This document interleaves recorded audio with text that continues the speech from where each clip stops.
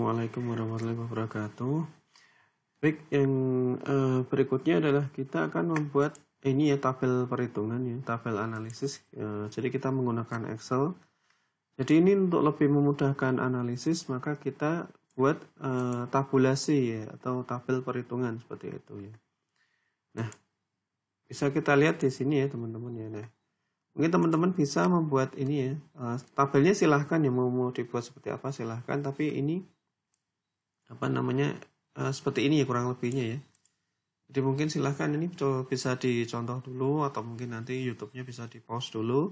Kemudian dibuat beberapa item-item seperti ini ya. Ini ada beberapa kolom, ini adalah yang diketahui apa. Kemudian di sini kolom A sampai di kolom L seperti itu ya. Nanti per masing-masing kolom ini akan kita isi ya. Akan kita isi dengan angka-angka yang nanti untuk digunakan untuk menghitung debit banjir totalnya seperti itu. Baik, silahkan ini bisa dilihat dulu, terus nanti bisa kita lanjutkan untuk mengisi ke tahap berikutnya. Baik, sambil kita lanjutkan ya. Jadi ini adalah teman-teman yang nanti buat ya tabel-tabel ini. Ini adalah sifatnya untuk memudahkan kita untuk pengisian untuk analisis ini ya perhitungan hidrograf banjirnya. Nah, yang pertama kita ini ya diketahui ya. Jadi kan tadi teman-teman tadi sudah menghitung ya.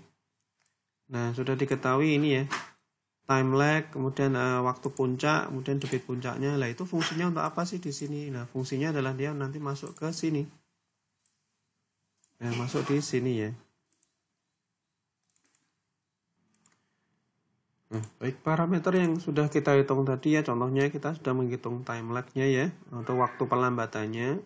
Ini adalah sekitar 0,78 jam ya. Kita tulis saja di sini. Kemudian berapa sih waktu puncaknya ya? Waktu puncak yang digunakan yang sudah kita hitung adalah ketemunya adalah 0,855. Kemudian debit puncak dari hidrograf satuan kita ya adalah 7,298 ya.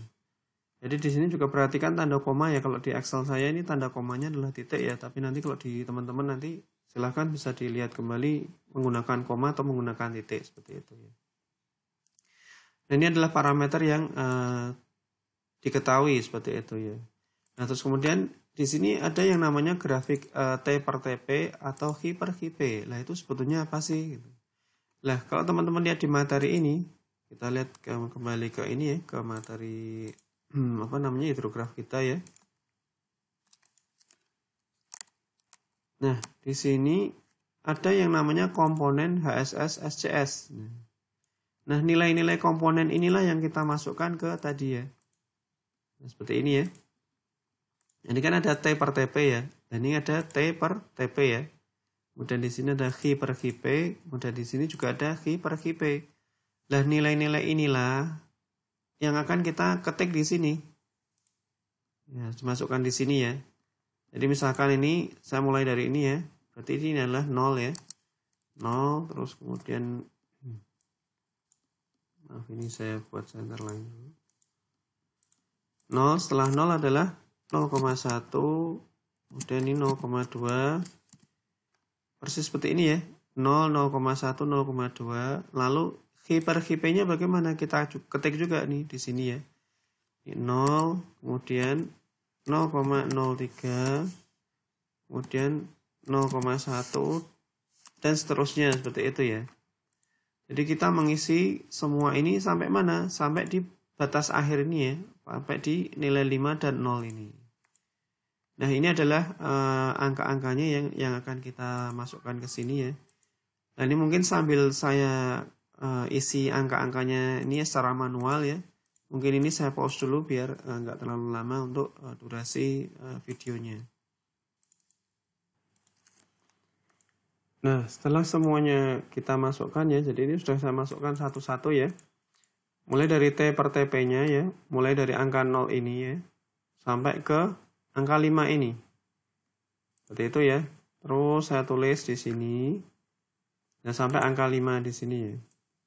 Ini nanti bisa kita susulkan ya.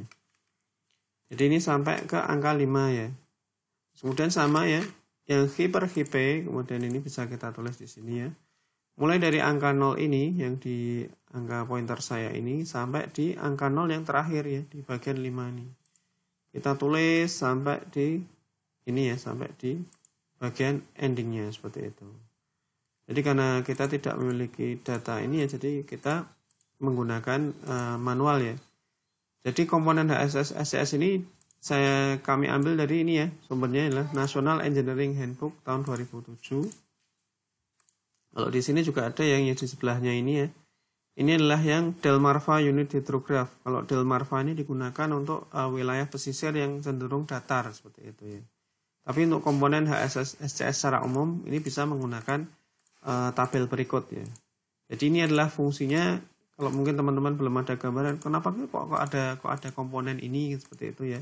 Dan ini fungsinya adalah nanti di sini ya. Baik, itu adalah untuk input data untuk proses analisis ya. Jadi tadi kita sudah menulis ini ya. Kita sudah menulis time lag-nya berapa, waktu puncaknya, debit puncaknya berapa, terus kemudian kita sudah menuliskan komponen untuk HSS SCS-nya. Nah, berikutnya akan kami jelaskan untuk pengisian ke tahap lebih lanjut seperti itu. Baik, demikian untuk input analisis data perhitungannya. Terima kasih. Wassalamualaikum warahmatullahi wabarakatuh.